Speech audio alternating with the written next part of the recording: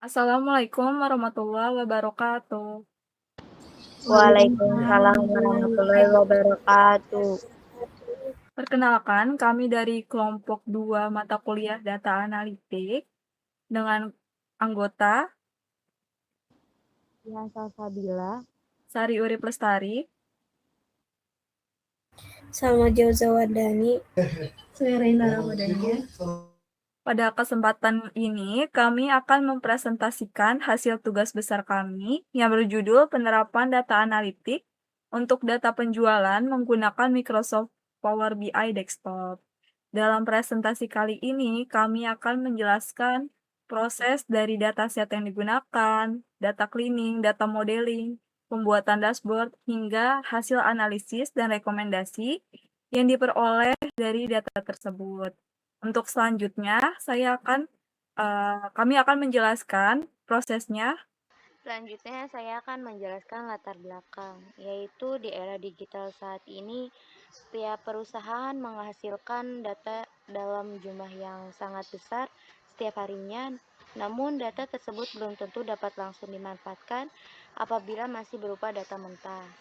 Oleh karena itu, diperlukan proses data analitik agar data dapat diubah menjadi informasi yang berguna dalam mendukung pengambilan keputusan. Salah satu tools yang banyak digunakan adalah Microsoft Power BI Desktop karena memiliki kemampuan melakukan transformasi data, pemodelan data, serta menyajikan dashboard interaktif yang mudah dipahami oleh pengguna. Selanjutnya,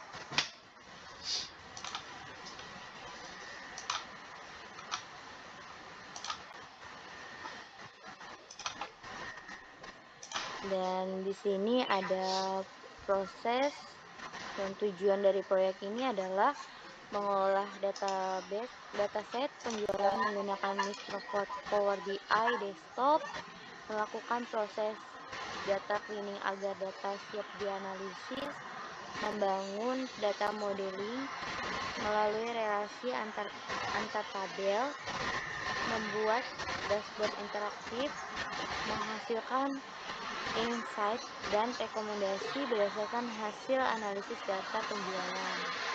Selanjutnya, dan di sini ada dataset yang digunakan, yaitu dataset yang kami gunakan adalah Superstore Sales Dataset yang diperoleh dari platform Kaggle. Dataset ini berformat CSV dan terdiri dari sekitar 1944 baris data dengan 12 kolom. Informasi yang terdapat pada data berikut ada order ID, amount, profit, quantity, kategori, customer name, payment model, type, inti, order date. Dataset ini dipilih karena memiliki informasi transaksi yang lengkap sehingga cocok digunakan untuk proses analisis penjualan menggunakan Power BI. Selanjutnya akan dilanjutkan oleh teman saya.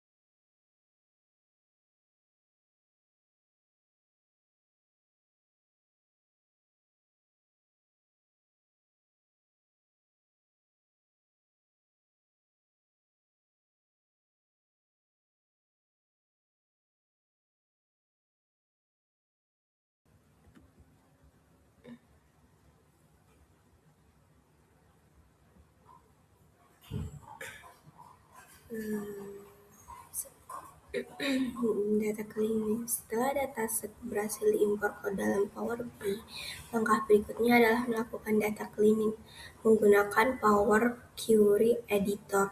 Tujuan data cleaning adalah memastikan data memiliki struktur rapi, konsisten, dan siap digunakan untuk analisis. Beberapa proses yang kami lakukan yaitu mengimpor dataset ke Power BI, mengubah barisan pertama menjadi header, menyesuaikan tipe data pada setiap kolam sesuai karakteristiknya, mengubah nama kolam amount menjadi total transaction agar lebih mudah dipahami. Memisahkan kolam tanggal sehingga menghasilkan atribut month dan year, menghapus kolam yang sudah tidak diperlukan setelah proses transformasi. Setelah seluruh tahapan tersebut selesai, dataset menjadi lebih bersih dan siap digunakan pada tahap berikutnya yaitu data modeling.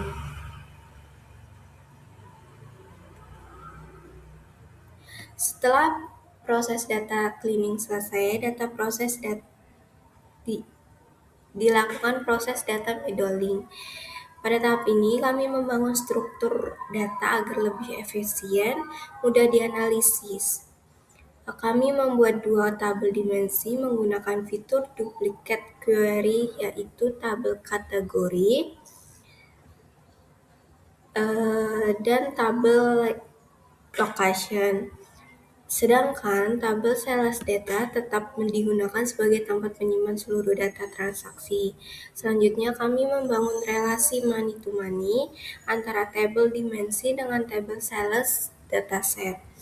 Dengan struktur tersebut, data menjadi lebih terorganisir, mengurangi redundansi, dan seluruh visualisasi pada dashboard dapat saling terhubung. Selesai, kami membuat dashboard interaktif menggunakan Power BI Desktop. Dashboard ini terdiri dari beberapa visualisasi seperti chart, matrix, pie chart, line chart, cluster column chart, stack bar chart, cluster bar chart, dan slicer. Dashboard ini dirancang agar informasi penjualan dapat dipahami secara cepat melalui visualisasi yang interaktif. Dashboard diawali dengan 4 buah chart yang digunakan untuk menampilkan indikator utama yaitu jumlah transaksi, total kuantitas barang yang terjual, total profit, dan total nilai transaksi. Selanjutnya terdapat matrix yang menampilkan 5 pelanggan dengan transaksi terbesar beserta total profit dan jumlah pembelian. Lalu ada pie chart digunakan untuk menunjukkan persentase total transaksi berdasarkan kategori produk. Lalu ada cluster column chart digunakan untuk membandingkan 5 kota dengan total transaksi tertinggi. Lalu ada line chart dipergunakan untuk melihat perkembangan transaksi berdasarkan tahun per tahunnya. Lalu ada stack bar chart digunakan untuk membandingkan total transaksi berdasarkan kategori produk dan metode pembayaran. Sedangkan cluster bar chart digunakan untuk membandingkan total profit berdasarkan metode pembayaran. Lalu dashboard ini juga dilengkapi dengan slicer sehingga pengguna dapat memfilter data berdasarkan kategori tertentu, baik kategori produk maupun tahun. Seperti itu.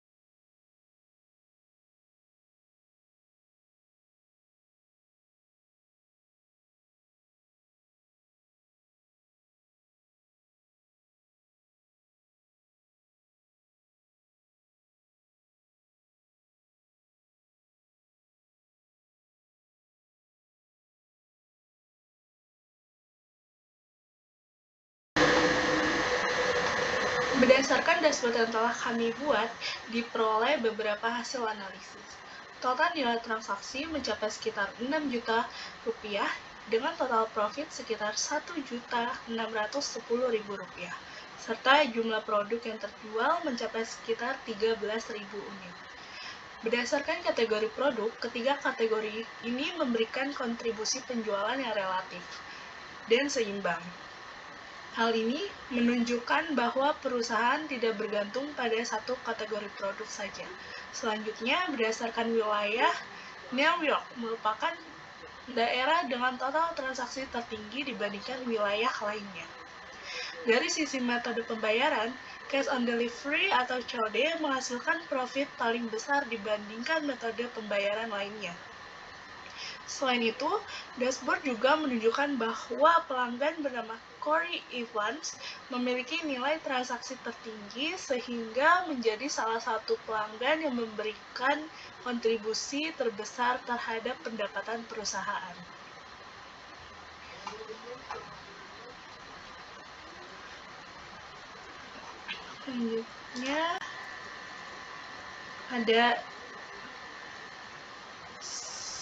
Selanjutnya ada berdasarkan hasil analisis insight. Kami memperoleh beberapa insight, yaitu yang pertama, perusahaan memiliki penjualan yang cukup stabil karena seluruh kategori produk memberikan kontribusi yang relatif dan seimbang. Kedua, New York merupakan pasar utama perusahaan karena memiliki total transaksi paling tinggi. Yang ketiga, metode pembayaran COD memberikan profit terbesar, sehingga metode ini memiliki potensi untuk terus dioptimalkan. Berdasarkan insight tersebut, kami memberikan beberapa rekomendasi, yaitu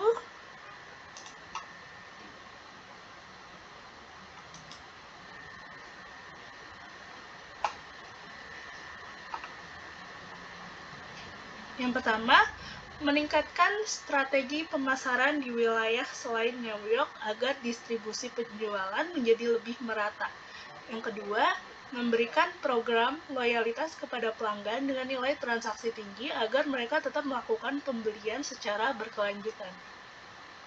Yang ketiga, mengoptimalkan metode pembayaran yang memberikan profit paling tinggi untuk meningkatkan keuntungan perusahaan. Dan yang terakhir, memanfaatkan dashboard Power BI sebagai media monitoring penjualan secara berkala, sehingga perusahaan dapat mengambil keputusan bisnis dengan lebih cepat dan tepat. Sebagai penutupnya, proyek ini berhasil kami olah dari data penjualan menggunakan Power BI melalui tahapan data cleaning, data modeling, hingga pembuatan dashboard yang interaktif. Dashboard yang dihasilkan mampu menyajikan informasi penjualan secara lebih mudah dipahami, serta menghasilkan insight yang dapat digunakan perusahaan sebagai dasar pengambilan keputusan bisnis. Demikian presentasi dari kelompok 2. Terima kasih atas perhatiannya. Wassalamualaikum warahmatullahi wabarakatuh. Waalaikumsalam warahmatullahi wabarakatuh.